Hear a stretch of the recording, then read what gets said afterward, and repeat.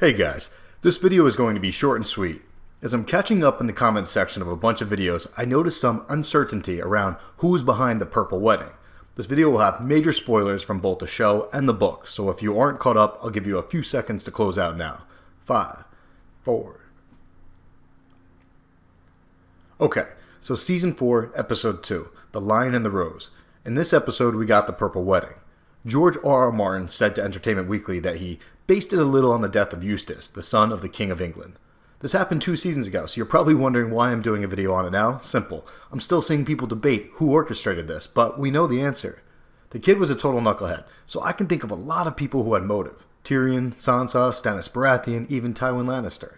The better question is, who didn't have the motive? Hats off to Jack Gleeson for some great acting. I, for one, hated the little piece of But at this point, for all intents and purposes, we know who did it. There are some minor differences between the books and the show and how it was carried out and who else took part, but the 2 key players of the Purple Wedding were Littlefinger and Olenna Tyrell. Here's a quote from George R.R. Martin. In the books, and I make no promises because I have 2 more books to write, and I may have more surprises to reveal, the conclusion that the careful reader draws is that Joffrey was killed by the Queen of Thorns using poison from Sansa's hairnet, so that if anyone actually did think it was poison, then Sansa would be blamed for it. Sansa certainly had good reason for it. So let's quickly go over evidence from the books, and then we will wrap up this video with evidence from the show. In Book 2, we are introduced to this poison in the prologue of A Clash of Kings when Maester Cressen tried to poison Melisandre. She survived partially because she can foresee assassination attempts in her flames. I'll throw a link up to a video we did on that in case you didn't see it. In Book 3, A Storm of Swords, the Purple Wedding happens in a Sansa point of view chapter. Since Sansa is clueless as to what is going on, we as readers don't get too much information from her. Here's a quote though. Sir Dantos had said that the hairnet was magic, that it would take her home. He told her that she must wear it tonight at Joffrey's wedding feast. Her thumb rubbed back and forth where the stone had been. She tried to stop, but her fingers were not her own. Her thumb was drawn to the hole like a tongue was drawn to a missing tooth. Before the chapter ends, she meets up with Littlefinger, and he says something that is very similar to what he says in the show. A man with no motive is a man no one suspects.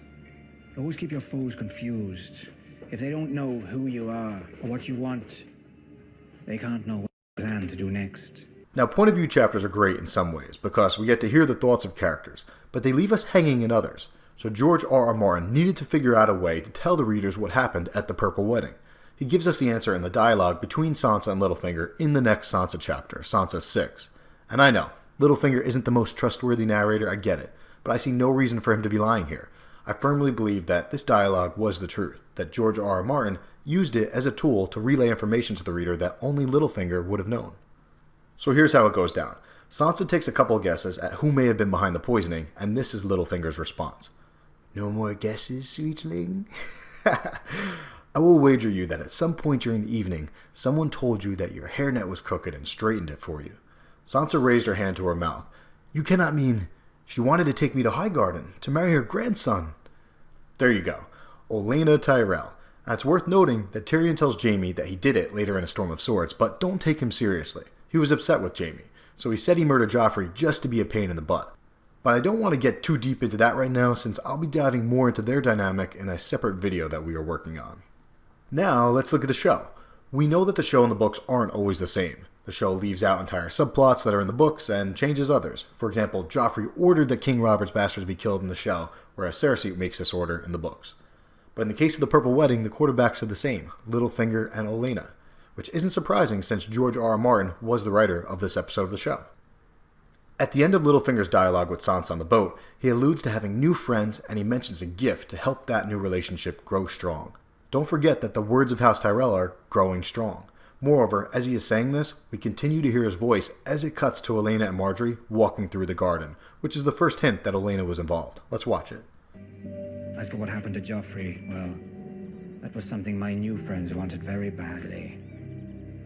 Nothing like a thoughtful gift to make a new friendship grow strong. Olenna then implores Marjorie to move fast, to get a grip on Tommen before Cersei does, and we learn that Marjorie wasn't involved in the murder, at least not in the show. Accusing her brother of his murder, which he didn't commit. Well, he could have done. Oh, he could have done, but he didn't. You don't know, Grandmother. And then we learn that Olenna did it. But I do know. You don't think I'd let you marry that beast, do you? To top it all off, we see her adjust Marjorie's necklace, similar to the way she did to Sansa at the Purple Wedding, when she pulled the poison off of Sansa's necklace. Speaking of which, let's go back to episode 2 and see if we can spot Olenna committing the crime. So we see her walk over to chat with Sansa at the beginning of the festivities. She fixes Sansa's hair,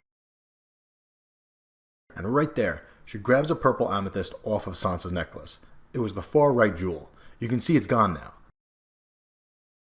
And this amethyst wasn't really a jewel. It looked like one, but it was really just a bunch of crystals of the poison known as the Strangler, so all she had to do was drop it into his wine.